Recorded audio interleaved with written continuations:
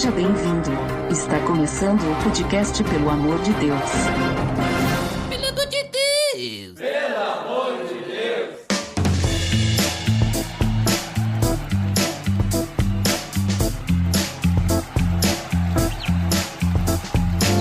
Tá no ar! Podcast Pelo Amor de Deus! Eu sou Ed The Drummer e hoje nós vamos começar uma nova série aqui no PDD, onde nós vamos juntos conhecer como os cristãos vivem em outros países. E para começar essa série, nós vamos iniciar com os Estados Unidos da América. Por esse motivo, eu convidei um cristão muito gente boa que mora lá, Marcos Barbosa. Seja bem-vindo, cara. Obrigado, Ed. Meu nome é Marcos Barbosa, você já anunciou ali, e eu sou forasteiro nessa terra. Quem não é, lança a primeira terra. Muito bem, então hoje nós vamos falar sobre os States, após a vinheta. Tá beleza, Edson. Você está escutando o podcast no site pelamordedeus.org.br, que vai ao ar sempre nas sextas-feiras, a cada 14 dias. Curta nossa fanpage em facebook.com/oficialpadd. Também siga no Twitter, através do @_PADD, ou entre em contato conosco através do e-mail contato@pelamordedeus.org.br.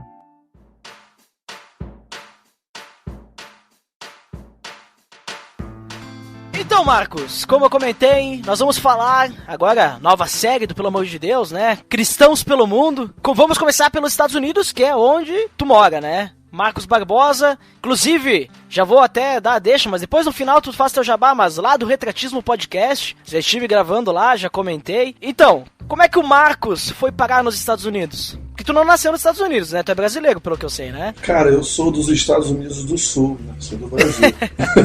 Tá certo. Já foram mais unidos, né? Hoje em dia tá meio separado o negócio. Mas não, eu nasci no Brasil, em Petrópolis, no estado do Rio. Sou fresco da montanha. Aliás, sou da montanha fresca. mas eu vim pra cá em 1999, cara. Já vou fazer 16 anos. Tá fazendo 16 anos agora em junho. E eu vim casado com a Bianca, minha esposa. E naquela época nós viemos com minha filha mais, né, com meu filho mais velho, não meu filho, minha filha, né, que hoje tem 16 anos, na época ela estava com 4 meses. E viemos no rastro da família, eu sou o 7º filho de 7 irmãos. Nossa! Então eu sou a raspa do tacho. E já estava praticamente todo mundo aqui, só minha irmã mais velha, que eu não tinha vindo ainda, que veio logo depois. E minha mãe já estava morando aqui. Então, assim, a família já estava toda aqui. Dependia da gente tomar essa decisão, entendeu? Eu segurei pra caramba, minha esposa não queria vir, né? Ela não tinha ninguém da família dela aqui. Hoje em dia, minha sogra também mora aqui, meu cunhado. E, bom, a vida foi trazendo a gente. E eu me considero um imigrante que imigrou com a família inteira, entendeu? Certo. Então, eu não sou o pioneiro, apesar de ter vindo, né, com uma neném de 4 meses. Minha esposa recém dado a luz, foi cesárea no caso, e com $2.000 no bolso, era tudo que eu tinha, e Deus prosperou a gente nesse país aqui. Fiquei 35 dias na casa do meu irmão, e já pagando aluguel, ajudando tudo e tal, e Deus abriu as portas, já consegui um trabalho, e as coisas foram acontecendo, mas tudo com a graça de Deus, sem dúvida. Nada disso teria acontecido dessa forma positiva se Deus não tivesse abrindo as portas e tal. E daí pra frente tivemos muitos outros desafios, né? Que não sei se você quer que eu fale isso agora, mas à medida que você chega, você é imigrante, você não tem documento. Eu vim da forma mais complicada. Apesar de que tem gente que vem em situação mais complicada que a minha, né? Tem gente que atravessa a fronteira. Eu não vim, eu vim com todos os meus documentos, né? Direitinho, vim para o aeroporto. Certo. Aquela época era mais tranquilo, acho, de entrar, né? Não tinha acontecido ainda o 11 de setembro, né? Não tinha acontecido ainda, foi em 2001. Mas mesmo assim já estava ficando difícil. Muita gente entrava pela fronteira, porque não conseguia o visto para entrar, nem o visto de turista. Nossa. E aí eu vim com visto de turista, e quando a gente chegou aqui eu falei, não, a gente vai ficar. Já vim com a intenção de ficar, mas quando você passa na migração, você está fazendo o quê? Turismo. Entendeu? E a gente chegou, falou, vamos ver como é que vai ficar. Trabalhei de 8, acho que foram 10 meses ou 8 meses, eu não lembro, num lugar. E eu falei assim, para ficar ilegal, eu prefiro voltar para o Brasil. E aí, quando Deus abriu a porta, mostrou uma pessoa que resolveu ser meu sponsor, né, que é o que a gente diz aqui, que é a pessoa que foi tipo assim, o responsável para me dar o documento, né, para me dar o Green Card. O Green Card que no caso, para quem não sabe, é a coisa mais importante de tu ter nos Estados Unidos, né?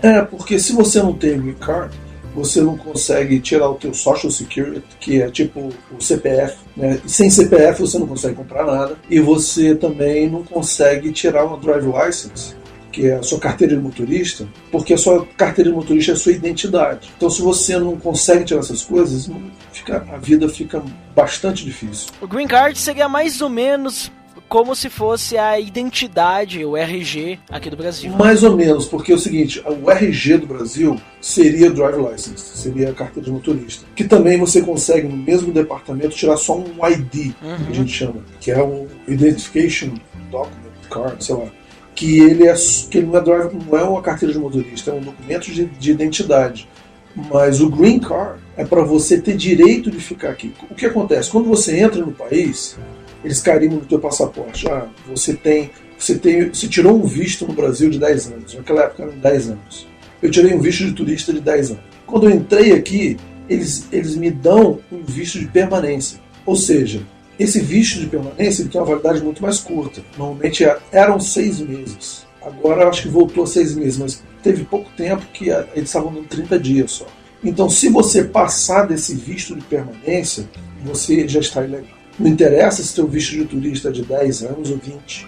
O que importa é que você expirou o teu visto de permanência, que é o que eles carimbam no aeroporto quando você entra. E o Green Card é um permanent, um resident permanent, eu não lembro direito, mas ele é o seu cartão de permanência no país.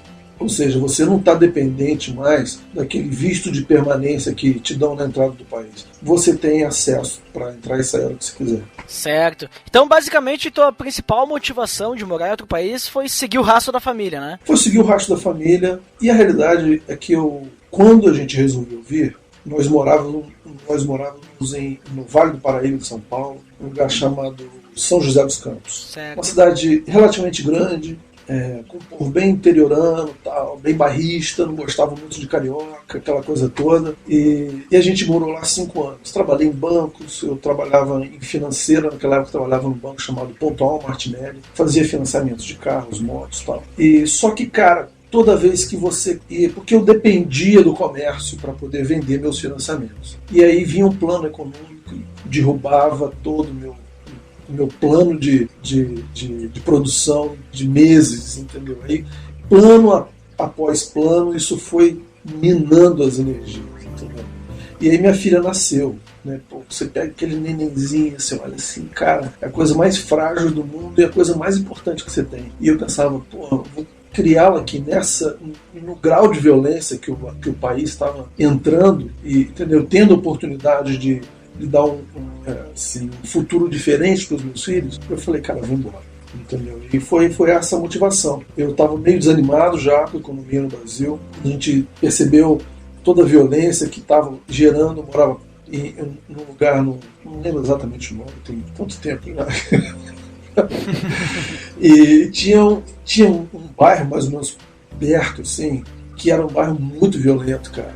E a gente só via aquelas notícias de morte, assassinato, não sei o que, violência. Eu falei, cara, a gente tem que ir embora daqui, entendeu? E foi numa época de crise na família da minha esposa. Ela falou, olha, de repente, se a gente for agora, talvez eu possa ajudar minha família. E foi exatamente o que a gente fez. Nós viemos e 6 meses trouxemos minha sogra, entendeu? Ela também já tem o documento dela, já vive aqui. E logo depois, minha sogra, minha esposa trabalhando, a gente conseguiu trazer meus 2 cunhados e meu sogro, né? Ele veio a falecer aqui. E tem um cunhado que voltou para o Brasil. Então a gente foi, assim, a motivação maior foi o quê?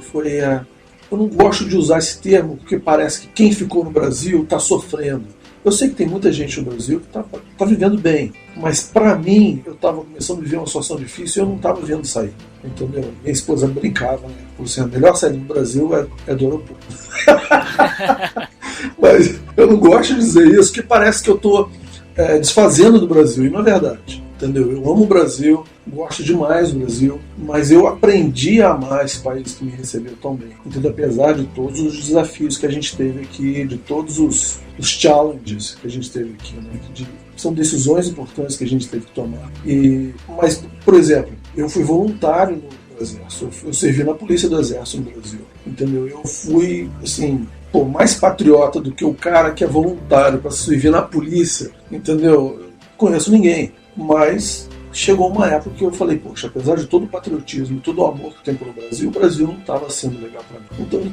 Então hoje eu posso dizer, não, amo o Brasil, amo, assim, entre aspas, né? A família ainda que está no Brasil, os amigos que estão no Brasil, os amigos novos que a gente faz, a cultura brasileira, né? O lado bom da cultura brasileira eu amo, mas já não tenho nem mais previsão de quando eu vou ao Brasil. A última vez que eu fui ao Brasil foi quando meu pai faleceu em 2012. Eu não voltei mais. Entendeu? Então, cada um tem uma motivação diferente. Hoje em dia eu tenho mais um filho, que é o Joshua, que já tem 14 anos. Que nasceu aí, no caso, então. Nasceu aqui, ele é americano. E o idioma deles, a língua mãe deles é o inglês. O português é o second language, entendeu? Porque eles falam em casa. Mas entre eles falam inglês, com os amigos é tudo em inglês. A gente puxa o português para ter, né, para ter mais um idioma. Claro. Mas a realidade deles é diferente, as oportunidades que eles têm são outras. Entendeu? Hoje em dia Deus já deu a bênção, nós já temos a cidadania, entendeu? Então, assim, eu jurei a bandeira americana. Então eu não sou só o cara brasileiro, entendeu, que vive no exterior. Eu sou o cara brasileiro que também ama a pátria americana, porque eu jurei a bandeira americana. Certo. Entendeu? Então, quem quiser me julgar me julgue, entendeu? Mas essa é a minha realidade, entendeu? É um país que me recebeu bem, graças a Deus eu vivo confortavelmente, que me considero uma pessoa rica, comparada com o resto do mundo. O conforto que eu tenho, eu não sou rico em padrões americanos, mas eu tenho tanto que eu não tenho, assim, palavras para agradecer a Deus, entendeu? O conforto, a tranquilidade que a gente tem de viver nesse país. Mas, assim, eu fico pensando, por exemplo, eu não gosto de dar opinião sobre política brasileira, apesar de ter opinião, porque eu não estou vivendo aí, apesar de votar também aqui no consulado brasileiro, mas, entendeu, é como se eu estivesse malhando sem estar vivendo na pele, entendeu? Da mesma forma que eu não entendo quem fala mal dos Estados Unidos sem nunca ter vindo aqui, entendeu? E você fala assim, mas eu, sem querer fugir muito do tema, que são cristãos, né, por volta do mundo, a volta do mundo, fora dos países, eu vivo minha fé aqui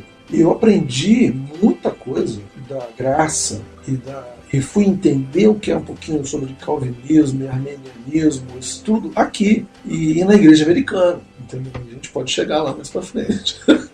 Claro, tá certo. Entendeu? E no caso, então, já tá o quê? 16 anos, mais ou menos, aí nos Estados Unidos e tu já saiu do Brasil sendo cristão, então, né? Já, nasci num lar evangélico. Passei por várias denominações, mas posso dar alguns nomes. Revelação de Cristo, Assembleia de Deus, Wesleyana, Metodista, primeiro Igreja Metodista, depois Metodista Wesleyana. Depois eu fui Maranata, conheci minha esposa na Igreja Cristã Maranata, que é uma igreja grande no Brasil, tem até aqui, tem vários lugares do mundo, mas uma igreja onde eu conheci minha esposa.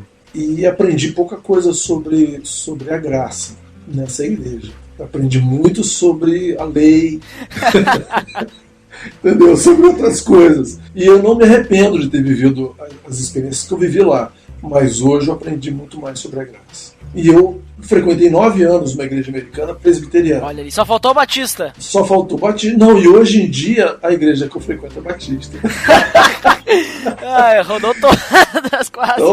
Então, eu costumo dizer para minha esposa que eu sou um missionário presbiteriano num campo batista. Tá certo. Estou tentando converter alguns batistas presbiterianos.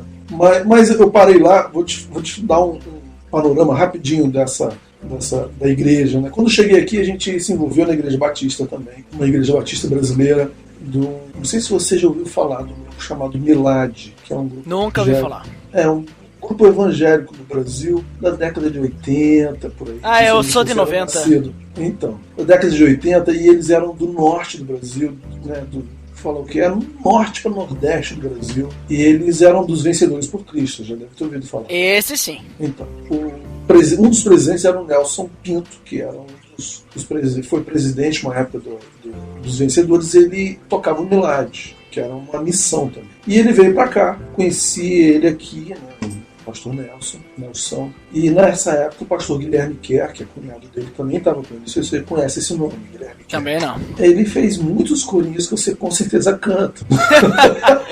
Mas, como eu disse, eu sou dos anos 90, né? Então. Você é dos anos 90. E eu tive um tempo, privilégio de estar caminhando com o pastor Guilherme Kerr por mais ou menos uns 2 anos. E aí nós, uma quantidade grande de circunstâncias, acabei começando a frequentar essa igreja americana. Fui convidado por alguns amigos, e eu tocava saxofone, né? E eu fiquei amigo do diretor musical da igreja ali, e a gente começou a fazer uma amizade. Comecei a tocar na igreja, chamada Spanish River Church. Chama Spanish River, Rio Espanhol, né? Seria a tradução. Chama Spanish River Church, aqui em Boca Raton. E tive até o privilégio de ir ao Brasil em 2006. Fiz 2 semanas de viagem missionária com um grupo de 18 pessoas dessa igreja americana. Entendeu? Fomos para Recife, ficamos 1 semana lá e 1 semana em Niterói, no Rio de Janeiro. Eram 18 pessoas, 2 brasileiros e 16 americanos. E a gente fez, era a banda da igreja, né? Foi fazer essas 2 semanas de missões. E nós tocamos em vários lugares e tal.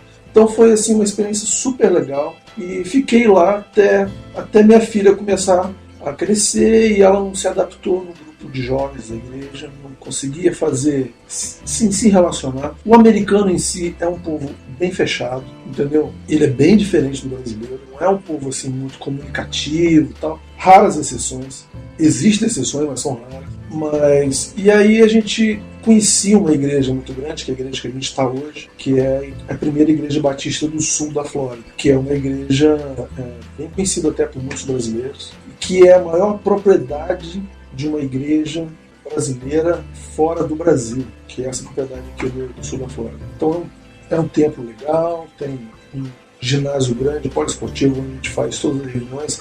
E lá minha filha entrou pro time de vôleibol. E essa atividade, eles têm um grupo muito legal de jovens, eles se entrosaram. E aí eu falei, poxa, não adianta eu forçar eles na igreja americana, porque eles não estão se adaptando. E também não quero dividir a família. Então vamos todos para a igreja brasileira. E foi por causa dessa preocupação com os meus filhos que a gente acabou indo para a igreja batista. Mas assim, é a mesma fé, é o mesmo Senhor. As nossas diferenças são mínimas, que não são nem, não merecem nem ser comentado. A gente está adorando a Deus e crescendo junto, entendeu? Isso que importa. Mas é uma igreja brasileira bastante forte, eles acolhem muitos imigrantes, entendeu? Existe uma ajuda social muito boa na igreja, eles fazem acompanhamento. O consulado brasileiro se reunia lá todos os sábados, por muitos anos, chama o consulado itinerante, né? Consulado brasileiro itinerante. Eles se reuniam para poder dar toda assistência à comunidade brasileira, que é grande, que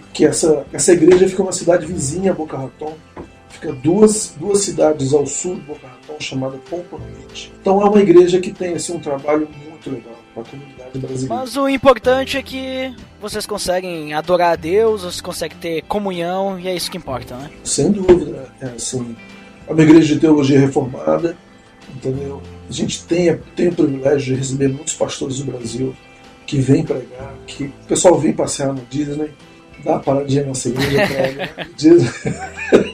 Tá certo. Mas é uma igreja que é uma bênção. Eu gosto muito do pastor Silair Almeida, que é nosso pastor. Então, essa é a nossa realidade. Entendeu? Show de bola.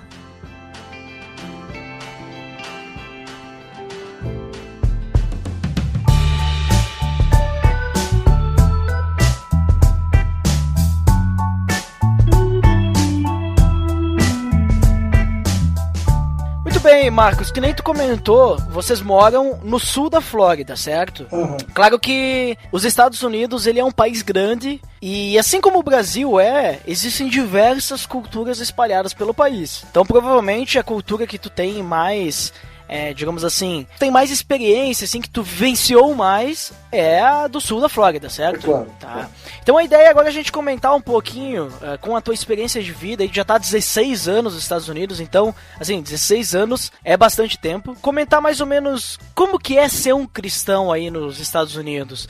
Como que é a questão da cultura, a gente já viu que tu comentou ali que existem igrejas com brasileiros, né? Então provavelmente as celebrações ou cultos, né, devem ser em português, né? São todos em português. São em português, reúne bastante brasileiros, um pode ajudar o outro, né? A gente percebeu também aí que tu comentou já que o americano, principalmente aí na região que tu tá, ele é uma pessoa bem fechada, né? Então eu acredito que isso pode influenciar no evangelismo de vocês, de alguma forma, ou não, né? Bom, aí tu vai comentar. E também a questão do preconceito, se existe algum preconceito contra cristão, algum tipo de perseguição, mesmo que mínima. A gente conhece bastante também, a gente vê em filmes, a gente vê na mídia, na cultura pop, aquela questão lá das igrejas dos negros, né, que é uma igreja mais puxada assim, protestante, né, que tem pentecostal. Mais pentecostal, isso.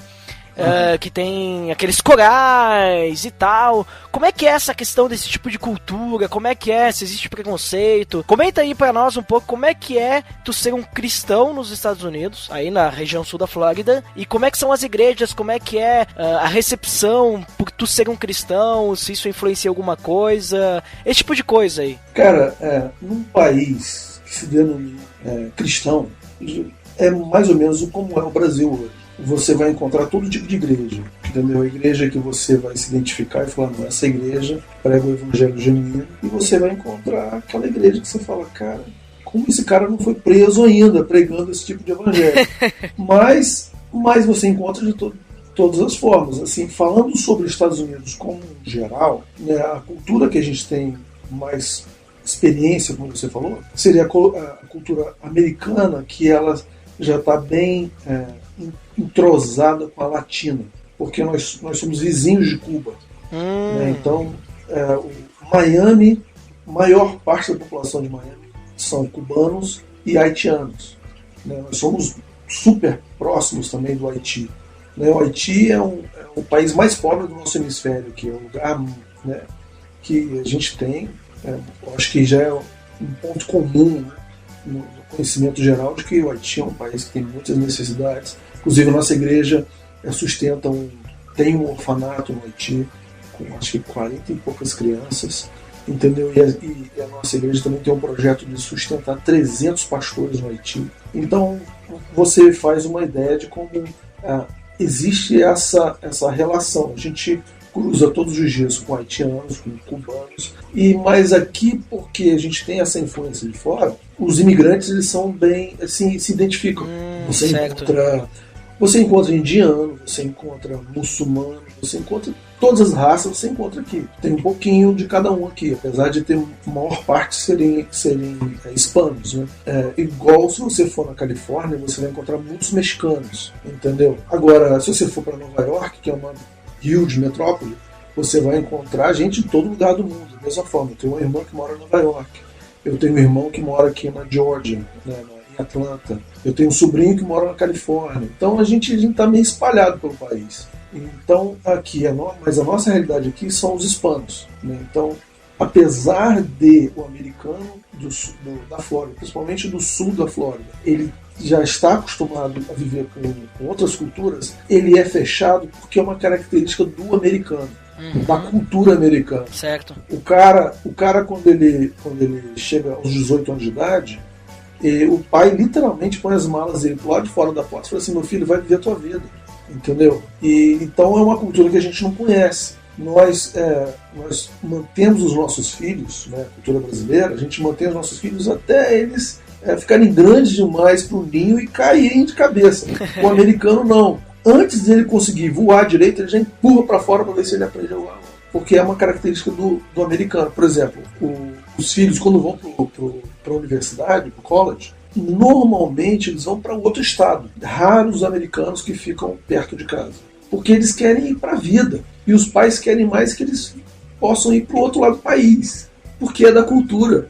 E é difícil da gente entender isso. Então essa forma de criação faz com que o americano seja muito preze muito pela privacidade deles, pela independência. Então, quando você conhece o americano, ele é normalmente educado com você, dependendo da região, né, que você se encontra. Você vai encontrar um povo mais educado, vai falar contigo bem. Explica aí esse esquema aí da região aí, só pro pessoal conhecer. A gente falou em off que tem uns lugares aí que não é bem recebido, né? Não, é assim, você vai sempre encontrar gente educada e gente com pouca educação, né?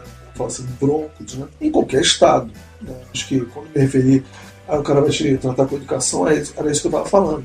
Mas uma coisa que eu comentei com você, que eu acho legal salientar, é que, por exemplo, na Flórida, o americano ele sabe conviver com imigrante. Na Califórnia ele sabe conviver com imigrante. Em Nova York também. Mas se você for para os estados do centro do país, muitos não têm imigrantes. E normalmente eles não gostam dos imigrantes que aparecem por lá. Entendeu?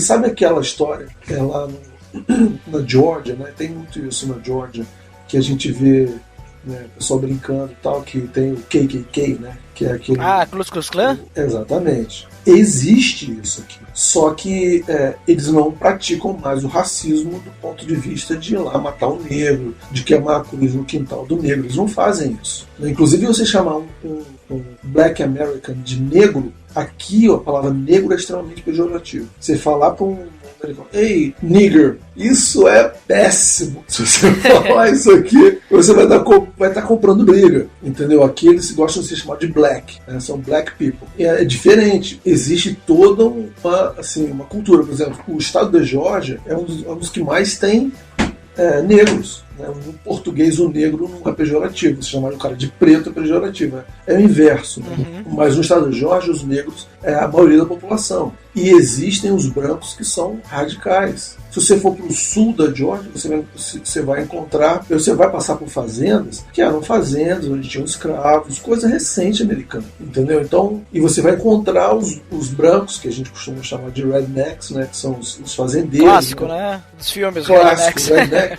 Existem, cara. Você parece que você está num filme. Vem o cara naquela picape 3 metros de altura, aquele rodão, aquela bota de couro, chapéu, camisa xadrez. Existe isso aqui, é comum. Aqui no sul da Flórida você vê isso. Se você for mais para o oeste, né, porque aqui como é que funciona? Eu acostumei a me nortear pela bússola, porque aqui é tudo norte, sul, leste, oeste. Né? Se você for para o lado oeste da Flórida, que seria o miolo da Flórida, cara, é cheio de redneck, né? Como a gente chama. Que são os brancos, fazendeiros, que andam de lama até o pescoço, entendeu? Aqui é o estado do alligator, né? Que é o estado do jacaré, né? Do crocodilo. Existem mais crocodilos aqui do que seres humanos. Nossa! Porque o miolo da Flórida só são pântanos, entendeu? Você tem áreas, reservas florestais gigantes que só são pântanos. E você encontra aqui, o que aconteceu muito, o pessoal que trazia aquelas cobrinhas como animal de estimação, chegava aqui, compravam, né, dos países tropicais, aí a cobra ficava grande demais e eles soltavam no Pantanal. Só que aquela cobra não tinha nenhum predador natural. O que aconteceu? Você encontra cobra de tudo que é tipo, iguana de tudo que é espécie e jacaré de tudo que é espécie aqui. Porque, entendeu? O jacaré era nativo, mas as cobras, as iguanas, isso tudo não era.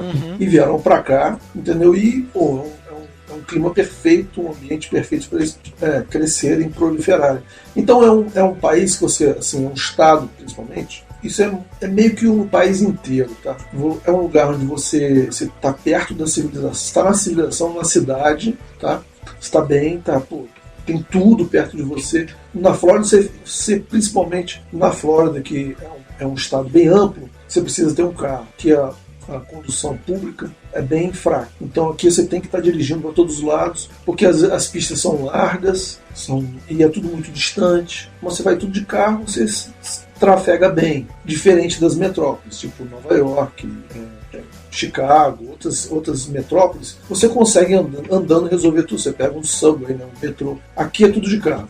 Então você está na cidade, mas, por exemplo, no meu condomínio aqui, nós temos 2 lagos dentro do condomínio. Você entrando no condomínio, você vê uma plaquinha: cuidado com o alligator. Porque todos os lagos têm conexões aqui. Porque a Flórida Pantanal. Então, os oligueiros, eles vão de um lago para outro e vão circulando, e a gente vê quando vê. Entendeu? Então você vê cobra, vê oligueiro. No quintal da minha casa já peguei cobra. Entendeu? Você fala, pô, você mora num jungle, né? Numa floresta, mas não é. É porque você não pode matar. Você não pode matar um jacaré. Se você matar, você vai preso. Entendeu? Você tem que tentar conviver harmoniosamente com as bestas feras em volta. Entendeu? A gente indo para Orlando, quantas vezes já passei na beira da estrada, você vê jacaré e você vê viadinhos também correndo e tal. Assim, a natureza aqui é bem preservada, entendeu? Mas voltando pro lado, né, da cultura, é difícil. Aí você fala assim, como é que você vai evangelizar o americano? Cara, é um desafio muito grande, porque você fala para o americano, você conhece o Senhor Jesus? Ele fala assim, conheço. Já conhece, né? Você é batizado? Fui batizado quando era criança, novinho, na presbiteriana, né? Ou então, fui batizado quando tinha 12 anos na igreja batista e tal. E aí? E o cara não tá nem aí pro Senhor, entendeu? Ele vai, né? Ele vai na igreja na Páscoa e no Natal. Em tese, digamos assim, enquanto aqui no Brasil, que nós temos um país predominantemente católico, né? Aham. Em que nós temos, digamos assim, grande parte da população que se diz católico, eles são católicos não praticantes. Nos Estados Unidos nós temos, então provavelmente deve ter uma grande parte que é protestante, mas são protestantes não praticantes. A maior parte. É bem complicado isso, bem complicado. Mas você vai, por exemplo, se você estiver ligado no que está acontecendo no Brasil, eu tenho acompanhado muito Missão na Íntegra. Ah, certo. Você já ouviu falar. O pastor Ariel de Renier, de vez em quando vem na nossa igreja, o pastor Neil Barreto. Essa galera de vez em quando vem aqui. Mas você vê como que é um movimento que está sendo gerado no Brasil, e assim, protestante. Esse é um movimento legitimamente protestante. Eles estão protestando porque eles estão vendo que ninguém está conseguindo viver o evangelho genuíno. Da mesma forma que, entendeu? Você encontra igrejas abarrotadas de pessoas, entendeu? Você vai, pô, igreja que... Qual o fruto? Muito do que acontece aqui são igrejas fabulosas, prédios monumentais, coisas maravilhosas, auditórios lindos, que sobrevivem porque eles alugam para concertos e para shows de música secular durante a semana, porque a membresia não consegue pagar a igreja. Nossa. Então você convive com realidades muito ambíguas, entendeu? E um país que você fala assim, cara, não sei se eu comentei com você, um tempo atrás a gente estava falando sobre a violência, né, dos jovens. Cara, a iniciação sexual, né, e de drogas dos adolescentes aqui na América é muito cedo, cara. Com 12 anos, você fala, pô, mas isso aqui também, se você for no morro, na favela, com 12 anos o cara já é marginal, assaltante. Cara, mas eu não tô falando na favela, tô falando dentro dos lares, das pessoas que vão à igreja, classe média alta principalmente. Cara, com 12 anos o cara já cansou de fumar maconha, entendeu? Já tá querendo partir para drogas mais fortes. Sexo é uma coisa que... Entendeu? Aí você fala, pô, vou botar meu filho numa escola cristã. Eles podem até não fazer o sexo normal, mas vão fazer o sexo oral, fazer alguma outra coisa. E você fala, não, você tá maluco. Não é. Acontece, né? É verdade. É demais. Uhum. Porque é tudo muito fácil, entendeu? É uma sociedade... Porque você fala, pô, mas você está falando, então você é um cara super bem sucedido. Não é porque eu seja super bem sucedido. É que qualquer pessoa que arruma um trabalho decente consegue pagar uma casa, 2 carros, entendeu? Poder viajar, poder comer bem, entendeu? Qualquer casa tem aquecimento central, ar-condicionado central. Você consegue alugar uma casa legal dentro de um condomínio com portão, com segurança, entendeu? Você consegue. Tem internet, tem tudo. O acesso ao bem material muito fácil nesse país. Então o menino fala assim, pô, eu quero o último lançamento do último videogame.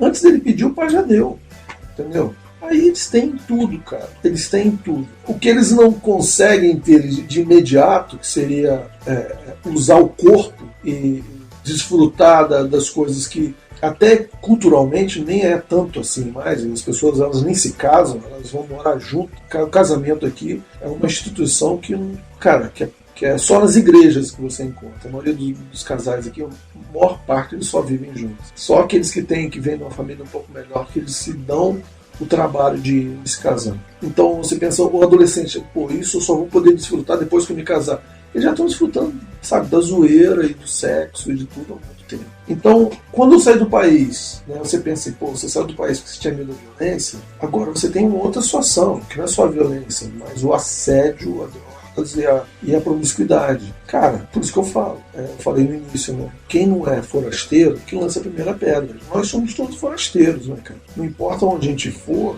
viver, a gente vai encontrar desafios e a gente vai ter que ser vigilante, a gente vai ter que falar do Senhor dos nossos filhos. Mas os desafios são diferentes, mas existem. Às vezes o pessoal fala assim, Estados Unidos é, tudo maravilhoso lá, você vai pra lá, você consegue trabalho, consegue viver bem e tal. Tudo bem, mas você vai conseguir viver longe da sua família? Você vai conseguir, a não ser que você traga toda a sua família. E aí, a adaptação da família inteira, é complicado. Eu tenho minha irmã mais velha, ela é 18 anos mais velha que eu. Se eu tô com 44, ela tá com 40 e 50 e tantos, nem sei quanto que dá. O que? 44 mais 18? Mais 18. Ah, 62. Não, 18, ela é 16 anos mais velha. Então 60. Então ela tá fazendo 60 anos. Minha irmã mais velha tá fazendo 60 anos. Ela veio pra cá 16 anos atrás. Ou seja, ela veio com 44. E ela também começou a aprender o inglês, entendeu? Ela passou toda a situação que nós passamos. Começou do zero, no caso, né? Do zero, só que já com 44 anos. Com a idade que eu tenho hoje. Eu comecei quando eu tinha, o quê? 28 anos. 28 a 29 anos. Entendeu? Tua cabeça tá muito mais fácil, você consegue pegar um inglês mais fácil. Ela ainda conseguiu se adaptar, mas tem outras pessoas na família que não conseguiram, que eram mais velhas. Minha mãe faleceu ano passado, com 85 anos. Minha mãe viveu os últimos, 20 e tantos anos da vida dela aqui. Só que ela se comunicava no espanhol, mas no inglês ela lutava, tá? Falava uma palavra ou outra, se virava, perguntava quanto custava, dava um troco, cumprimentava, né? Falava de Jesus para as pessoas, mas ela não conseguia ter um inglês fluente. Aí você fala assim, mas eu vou para os Estados Unidos, mas eu não consigo fazer isso tudo, vou levar minha mãe, meu pai, eles não vão conseguir largar tudo isso. Então, assim, quando eu vim para cá, um pastor muito amigo meu falou assim, cara, Estados Unidos é uma gaiola de ouro. Eu falei, como assim? Eu falei, você vai pra lá, é muito bonito, mas você vai ver preso. Eu falei, depois eu fui entender. Muita gente vem pra cá e fica maravilhado, consegue viver manter um padrão de vida que jamais conseguiria no Brasil. Não, o pessoal coloca no YouTube, o pessoal que chega aí, vive, começa a ganhar salário, já compra Nissan, já compra carro, sabe? Entendeu? Aí você fala assim, beleza, só que muitas dessas pessoas não conseguem um documento. Se elas voltarem para o Brasil, elas nunca mais vão conseguir voltar aqui, provavelmente.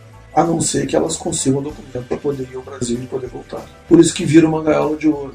Então você pensa assim, o cara, ele vai para o Brasil, quando ele vai para os Estados Unidos, ele tem que poder já pensar como eu vou fazer para me legalizar. Porque ficar nos Estados Unidos como um imigrante legal, eu não vou conseguir voltar para cá se alguma coisa acontecer com minha mãe, com meu pai. Você está entendendo? O que eu estou querendo, a foto que eu estou querendo pintar, eu conheço pessoas que estão aqui há mais de 20 anos, até hoje não tem documento, que tanto o pai e a mãe já morreram, e eles não conseguiram nenhum enterro dos pais. Sim, porque se eles voltarem para o Brasil, depois eles não conseguem mais voltar para os Estados Unidos. Né? Não conseguem mais voltar para os Estados Unidos. Porque eles estavam ilegal, né? E eles não, mas eles estavam ilegais. Mas eles tinham casa, tinham carro, tinham uma vida estabelecida aqui. Aqui não pode sair. Se sair, você não consegue voltar. Então as coisas ficam por aqui. Você tá entendendo? Sim. Tem um monte de coisas. Por isso que no primeiro ano que eu estava aqui, já estava ilegal, eu falei assim, Bianca é o nome da minha esposa, eu falei, para ficar ilegal nesse país, eu prefiro voltar para o Brasil e sofrer todas as situações que a gente sofria lá, que a gente não gostava, e começar de novo no Brasil, porque ficar legal que eu não quero. Foi quando Deus abençoou e Deus colocou a pessoa certa no meu caminho, foi o meu sponsor que me deu o documento. Isso foi, eu cheguei aqui em 99, isso foi em 2000. Em 2001, aliás, em 2000 mesmo saiu a lei que o Bill Clinton tinha assinado antes dele. Foi a última lei que ele assinou antes de sair, que era a lei de sponsorship, porque quando você conseguia um sponsor... Sponsor, no caso, seria tipo um patrocinador, né? A tradução literal. Alguém que vai lá e te, digamos assim, é o tal do QI, é quem indica, né? Mais ou menos. É o cara que ele te dá uma oferta de trabalho. Ah, certo. E ele prova que ele tem saúde financeira suficiente para poder te bancar aqui no país. Ele te dá a oferta de trabalho e ele tem como o teu trabalho vai ser suficiente para te manter e ele tem aquela vaga para você. Certo. Entendeu? Então, com isso, Deus colocou essa pessoa na minha vida. O Bill Clinton tinha assinado, porque antes você até conseguia, se você tivesse legal aqui, você conseguia que alguém assinasse para você. Se eu conseguisse alguém que assinasse para você, você tinha que voltar para o Brasil e ficar 10 anos no Brasil, que era castigo, né? Tipo uma penalização por você ter ficado ilegal aqui. Depois de 10 anos, você conseguia usar aquela proposta de trabalho e aplicar para tentar vir com visto de trabalho. Então, quando o Bill Clinton assinou, ele falou assim, eu estou eliminando esses 10 anos de castigo, você só paga uma multa e você pode ficar direto. Foi a lei que nós pegamos. Dei entrada. Quando dei entrada nos documentos, aconteceu o atentado terrorista de 11 de setembro. Aí o processo parou. Eu fiquei legal, mas da mesma forma, eu não podia sair. Eu tinha o meu Social Security, que seria o CPF. Eu tinha a Drive License, né, que é o carteira de motorista, mas eu ainda não tinha o Green Card, ou seja, não podia sair.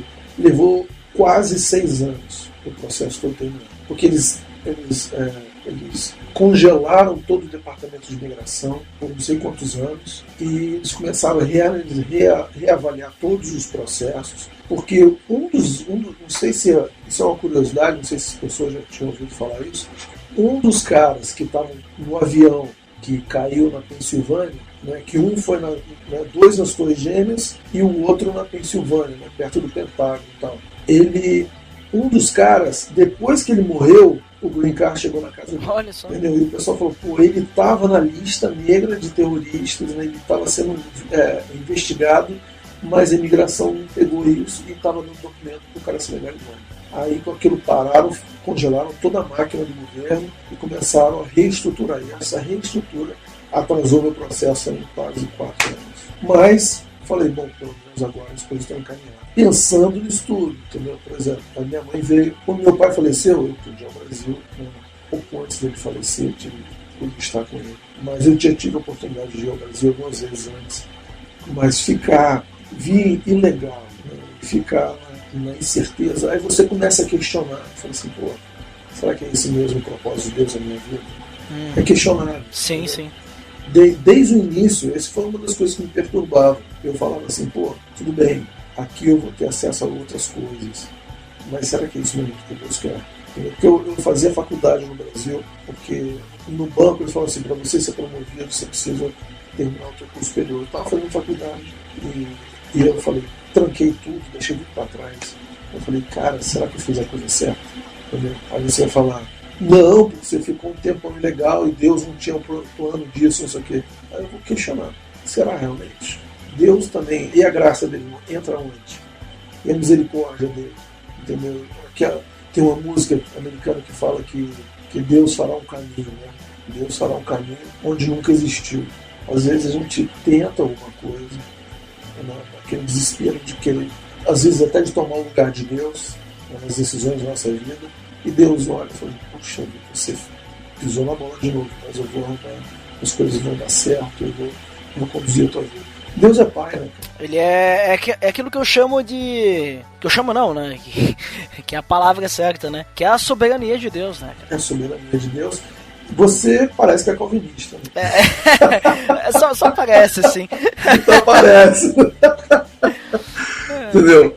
Mas eu creio na soberania de Deus, mas eu custei muito a entender Deus como pai. Uhum. Meu pai foi um cara super...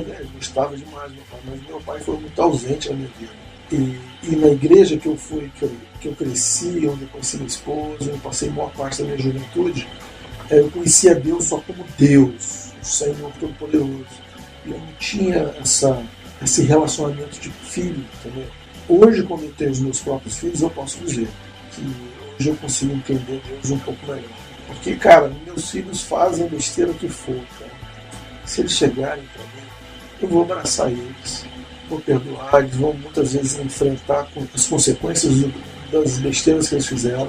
Mas, cara, o meu amor nunca eu vou negar para os meus filhos, entendeu? E eu vou procurar sempre ajudar eles a saírem do buraco que eles se meteram. Mesmo que eles mesmos tenham buscado aquele buraco.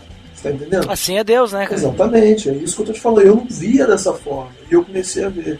eu acredito até que o cara que vem para os Estados Unidos ou para qualquer outro país, ficar ilegal, ficar se submetendo a subemprego, entendeu? Ralando e tal, aquele medo de ser parado pela polícia e não ter documento, aquela coisa toda. É tipo assim, um buraco que a gente se enfia, entendeu? Eu conheço pessoas que estão aqui há muitos anos e o cara dirige para cima e para baixo e não tem carteira de motorista. Se a polícia para, é uma conversação, o cara tem que ir para a corte, pagar multa, aí vão tentar, dependendo da época, teve uma época que a polícia aqui, além de fazer o trabalho de polícia, também tinha o direito de perguntar o status de imigração, né, migratório de cada pessoa. Aí complicava, o pessoal se morria de medo de ser parado pela polícia, porque muitos não tinham documento. Aí você vive nesse desespero, você fala assim, pô, aí o cara vai para a igreja e fala assim, Deus, tem misericórdia, não deixa a polícia me parar. Aí você fala assim, cara, eu não tenho coragem nem de pedir isso para Deus, porque esse foi o buraco que eu me enfiei, entendeu?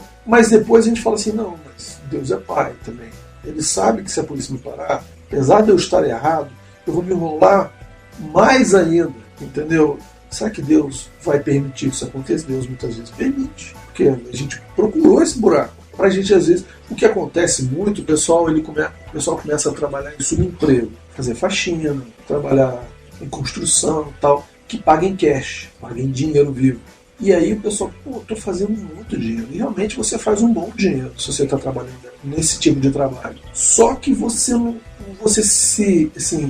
é vicia, né? Você se acostuma mal com essa quantidade de dinheiro que você está recebendo. E se você for procurar um trabalho onde você vai ter um patrão, onde você vai ter que cumprir ponto, vai ter que estar lá todos os dias, para poder aquele cara te oferecer o documento, você fala, pô, não, prefiro continuar ilegal, pelo menos eu tenho muito mais dinheiro, consigo pagar minhas contas com muito mais facilidade. Aí o cara passa 20 anos ilegal, trabalhando em subemprego, fazendo bastante dinheiro, mas nunca consegue um sponsor. Não sei se você conseguiu entender a lógica do negócio. Sim, no caso, basicamente, o pessoal fica numa zona de conforto, né?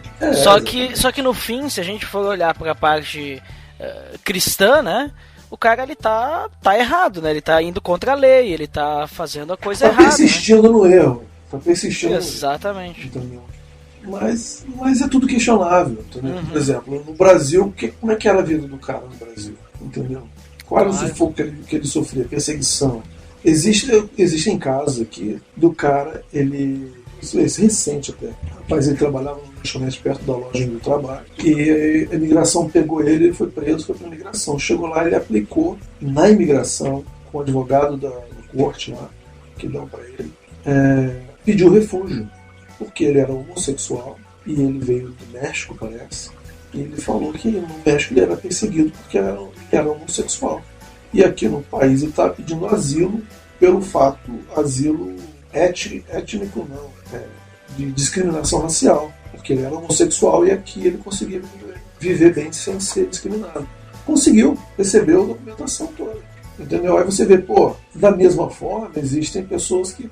Qual era a situação do cara no Brasil? Tá certo que muitos não vão conseguir discriminação racial só porque sofria, não conseguia trabalho, entendeu?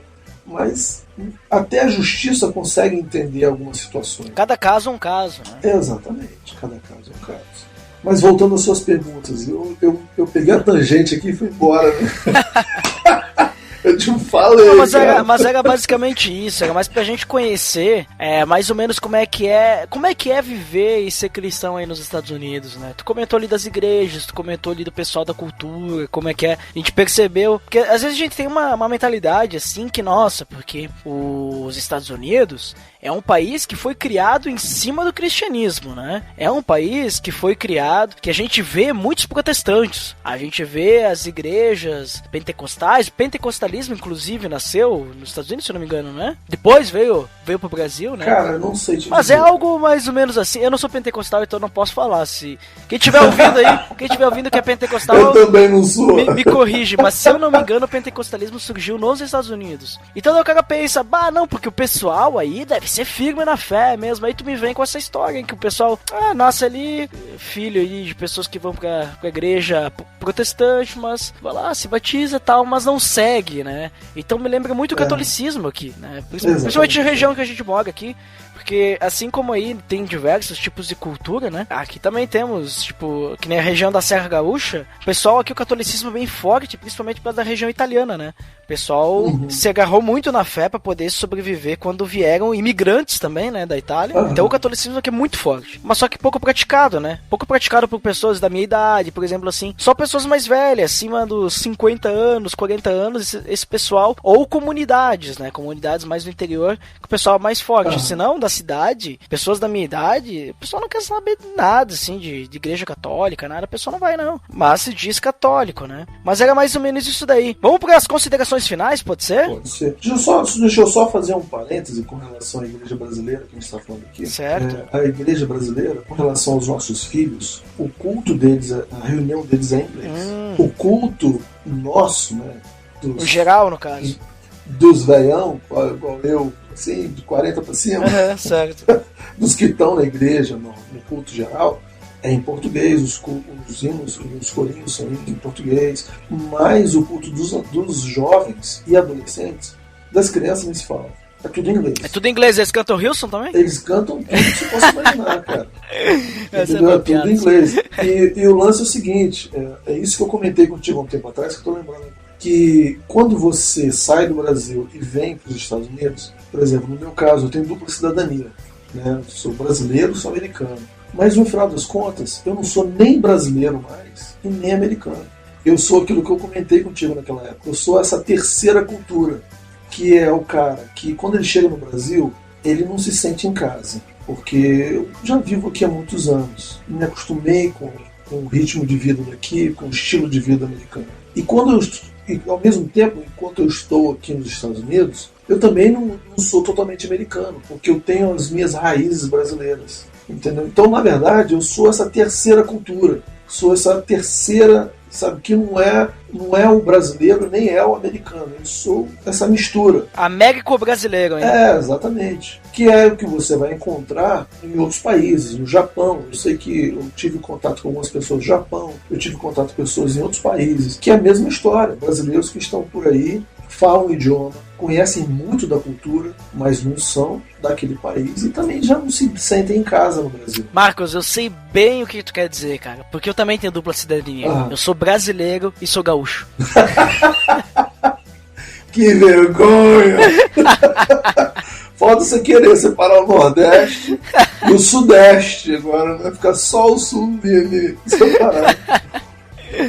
Cara, mas é bem isso aí mesmo, entendeu? A gente tem uma realidade não atua, né? Pelo amor de Deus. A gente tem uma realidade meio atípica, entendeu? Mas é isso aí. Isso é o que eu queria falar, não queria deixar passar esse comentário.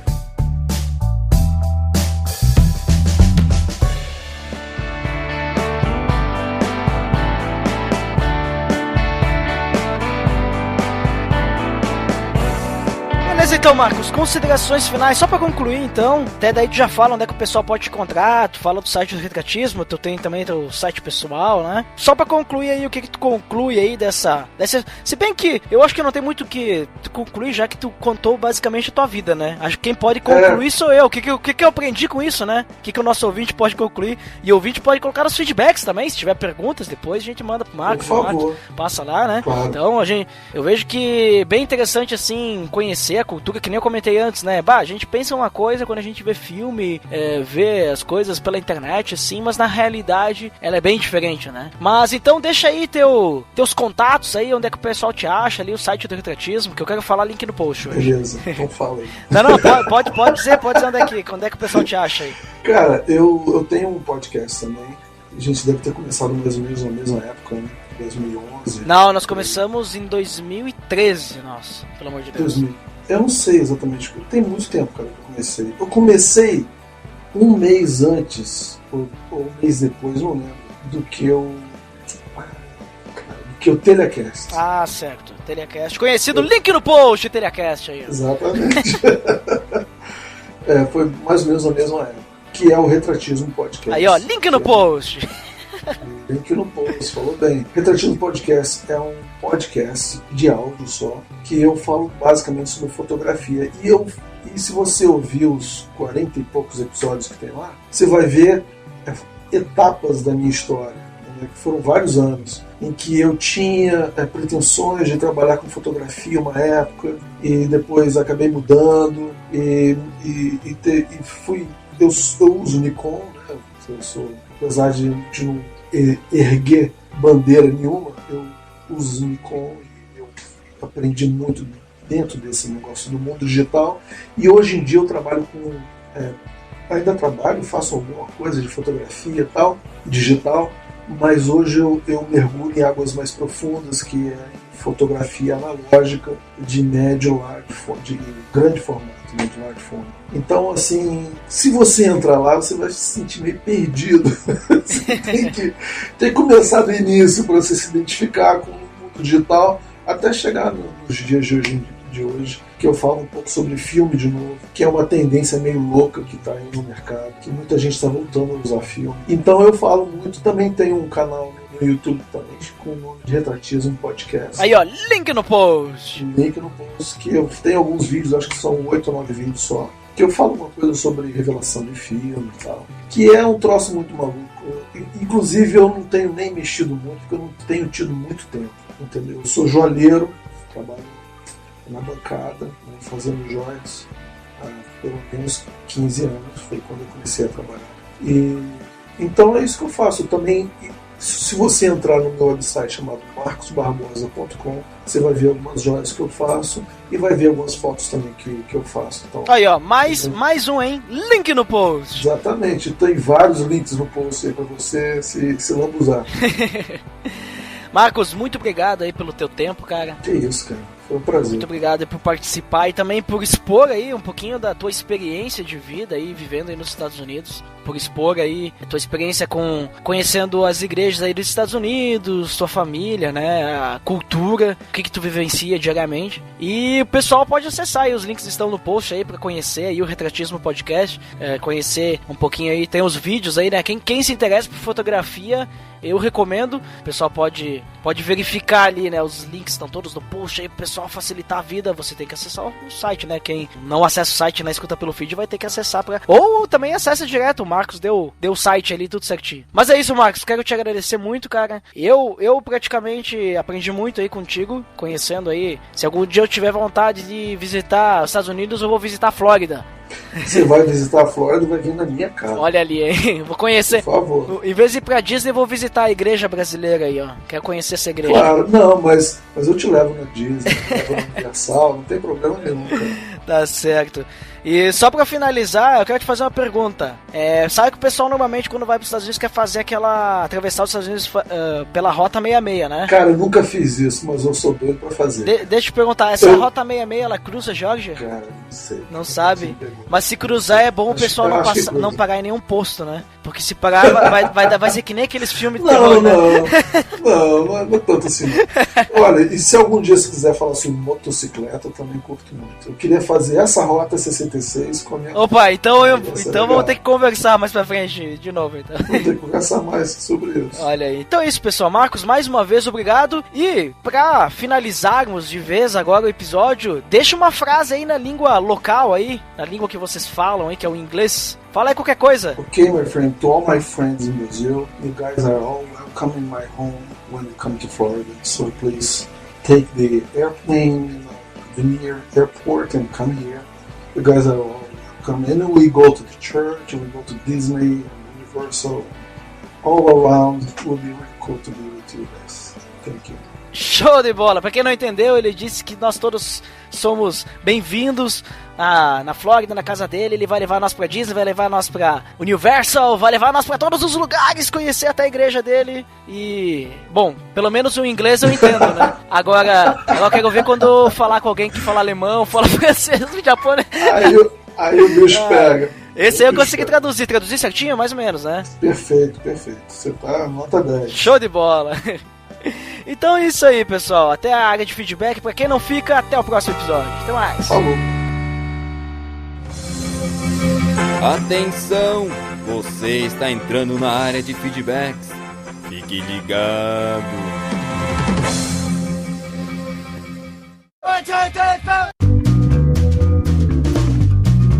Estamos na área de feedbacks do PDD. Nossa! Fantástico! Fantástico! Uau, incríveis 56 PADDs, né? Sempre presentes aqui, né?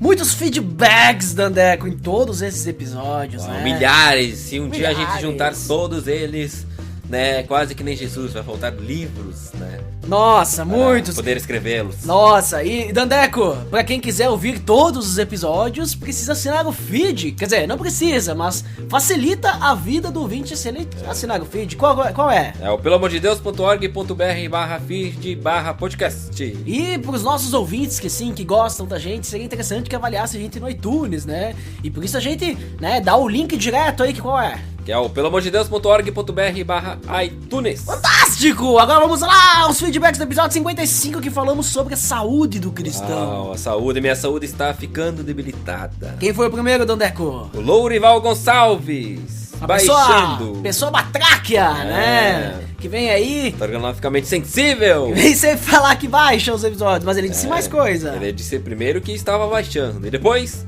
ensino aos meus alunos da EBD. O que será EBD? Escola Bíblica Dominical. Uau, claro. vejam. Que Deus nos dá responsabilidade sobre o nosso corpo. Muitos dizem que sofrem provações por parte de Deus ou é coisa do diabo, mas nunca se responsabilizam pelos seus exageros. Isso aí, né? Depois que fez o filho, assume, né?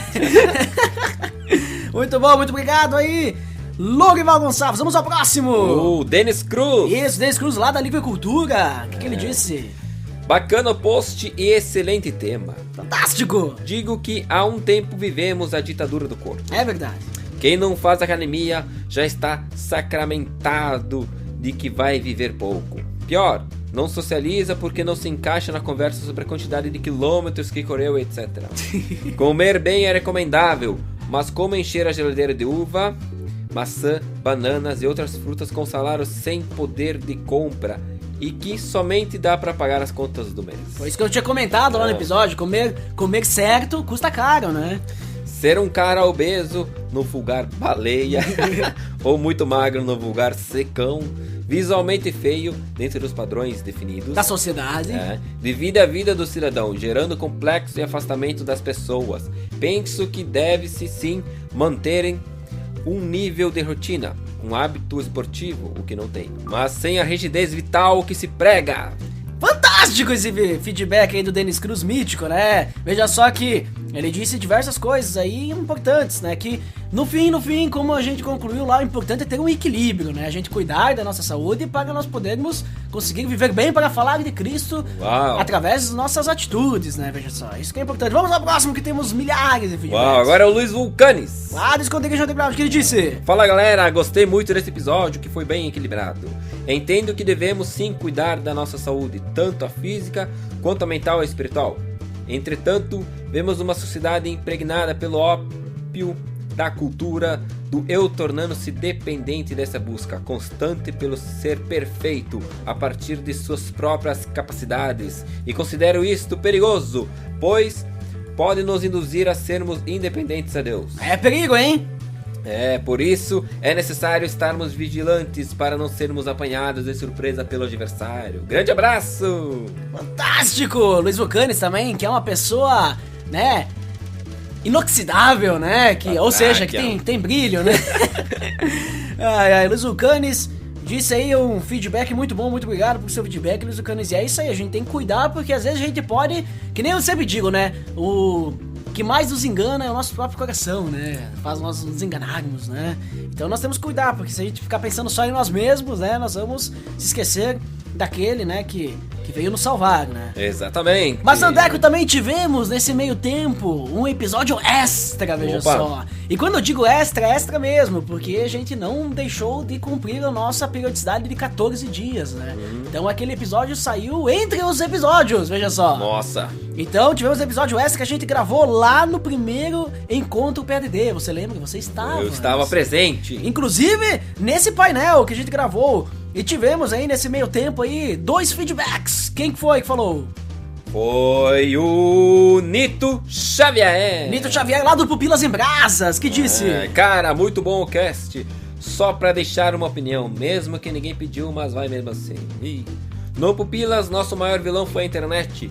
que estragou alguma das nossas gravações, talvez até mais que o headset. Lembrando que gravamos pelo Skype. Valeu, abraço. Isso aí, eu falei lá algumas dicas de como a gente grava o PADD, né? Que eu sou meio freak, né? Eu falei, inclusive, lá no evento lá. Eu disse, olha, eu faço o máximo possível de gravações possíveis e né, backups, porque se der algum problema. Então, acesse o site lá, acesse o... Você tem que entregar pra Deus, né? Claro. Mas acesse lá, link no post do último episódio aí, extra, pra você ver lá o que eu respondi pro Nito, pra você pegar as dicas. E quem também comentou? Foi o Luiz Vulcani. Sempre presente, Luiz Vulcani, veja só. Fala, galera, ótimo episódio e muito esclarecedor. Já deu para repensar algumas coisas para melhorar o esconderijo underground. Valeu mesmo, grande abraço. Fantástico! Veja que, lembra que a gente foi bem sucinto, né, nas nossas explicações, né?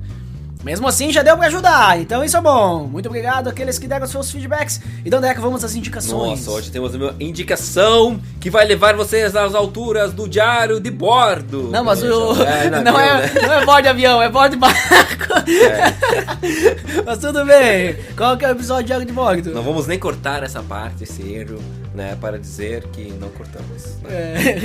É o diário de bordo 52, aquele sobre igrejas à venda e os mesmos assuntos de sempre. Polêmico esse episódio, né? Falaram, né, sobre a questão de como usar a oferta e outras coisas, cantina, né? E agora, hein? Será que nós vamos poder comer aquele bolinho depois da celebração, né? Uau!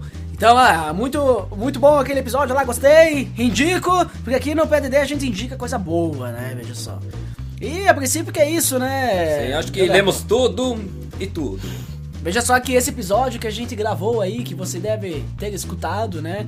É o primeiro episódio da série Cristãos pelo Mundo, né? E vão vir mais países por aí, veja só. Então acho que por hoje é só, né, Daneco? Valeu, pessoal, até mais. Até.